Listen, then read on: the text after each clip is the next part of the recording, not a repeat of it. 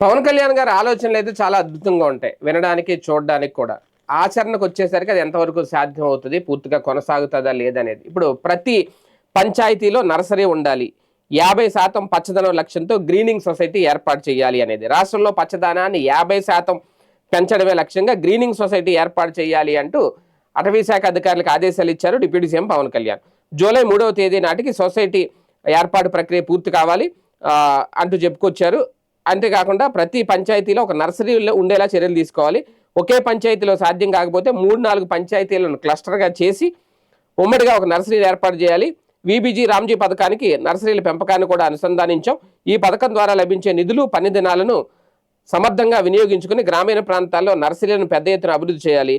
ఈ వర్షాకాలంలో రాష్ట్ర వ్యాప్తంగా అటవీ ఖాళీ ప్రాంతాల్లో చల్లడానికి 2.6 కోట్ల సీడ్ బాల్స్ సిద్ధం చేసినట్లు కూడా అటవీ అధికారులు చెప్పారు. విద్యార్థులు, యువత, స్వచ్ఛంద సంస్థలు, స్థానిక ప్రజలను కలుపుకొని దీనిని ఒక ప్రజా ఉద్యమంగా ముందుకు తీసుకెళ్లాలనేది పవన్ సూచించారు. నిజంగా వృక్ష జాతిని పెంపొందించడం, డెవలప్ చేయడం అనేది చాలా కీలకం.